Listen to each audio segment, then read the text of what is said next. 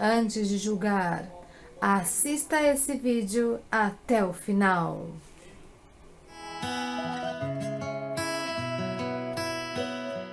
Oi, pessoas boas!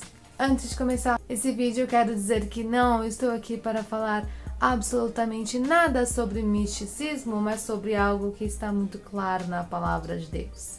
E que às vezes a gente usa isso de forma completamente errada, e hoje eu espero ser bem didática para explicar isso daqui e não ficar nenhuma dúvida e muito menos nenhum mal entendido. Eu quero falar sobre a mente, o poder da mente. Não estou falando de nada sobrenatural, estou falando de coisas naturais. Vou começar com um exemplo. Estava eu, certo dia, no ônibus, pensando sobre um determinado assunto, né, uma conversa que eu teria que ter. E na minha cabeça eu fui pensando as coisas que eu queria falar e as coisas que eu poderia responder se eu ouvisse tais e tais questões. Criou-se um cenário incrível na minha mente. Eu comecei a imaginar várias situações, e aí se a pessoa falar isso, eu falo isso, e se falar aquilo, eu falo essa outra coisa. E aquilo pareceu que era real. Se eu contasse pra você a história que se passava na minha cabeça, era como se fosse algo real, como se algo tivesse realmente acontecido. E aí eu parei pra pensar, caraca, como a minha mente tem um poder de imaginação tão grande que vai tão além daquilo que é real, misturando com aquilo que é ilusório, com uma coisa que eu tô pensando, aquilo que eu estava pensando não aconteceu e bem provavelmente não iria acontecer, porque quando a gente pensa que algo vai acontecer de uma forma, acontece sempre diferente. Agora me diz, quantas vezes você se pegou projetando ideias, diálogos, situações que nunca ocorreram, só aconteceram dentro da sua cabeça? Pois é desse poder da mente que eu quero ressaltar aqui. E Deus, Ele sempre soube, Ele nos criou, então Ele sabe que nossa mente tem uma capacidade, absurda. Por exemplo, às vezes você pode imaginar que meu marido está me traindo. Bom, coloquei na minha cabeça que meu marido está me traindo. Na minha cabeça, eu já crio cenas, eu já crio situações, eu já consigo criar o estereotipo da mulher, e ela é assim, e ela fez isso e tal. Mesmo que aquilo não seja uma verdade. Não tô falando de pressentimento, tá? Tô falando só de mente. Mesmo que aquilo não seja uma verdade, você criou uma imagem, você criou toda uma situação. De repente, quando seu marido aparece, quando meu marido aparece, eu posso olhar pra ele e acordar com raiva, sabe? Eu posso olhar pra ele com raiva.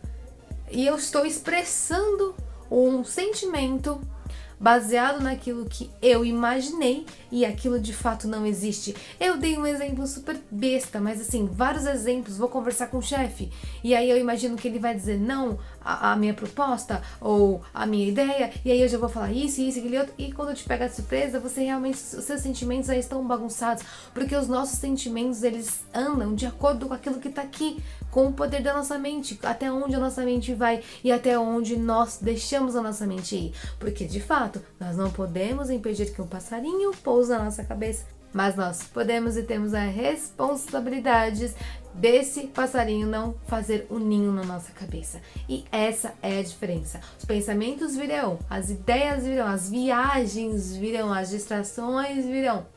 Mas é você que precisa controlar aquilo que está na sua cabeça. Você que precisa controlar aquilo que está na sua mente. Ah, é impossível. Não, não é impossível, não. Não é impossível. E Deus, sabendo disso, deixou um negócio escrito ali pra gente. Sabe a Bíblia? Pois é, aquele manual, né, de vivência, talvez. Aqui nessa terra. Tá escrito lá em Filipenses 4, versículo 8. Diz assim: meus irmãos, encham a mente de vocês com tudo que é bom, tudo que merece elogio, tudo que é louvável. Isso e tudo que é verdadeiro, digno, correto, puro, agradável e decente. Ou seja, coloquem essas coisas na mente de vocês. Tudo que é verdadeiro, tudo que é puro, tudo que é bom, tudo que é agradável, tudo que vai fazer bem pra você e pro próximo. Enche a tua cabeça disso. Alimenta a sua cabeça desses pensamentos, dessas coisas, para que quando a sua mente começar a viajar, vai ali, vai aqui, acontece aquilo, aquele outro, que sejam coisas boas, porque nós podemos controlar os nossos pensamentos.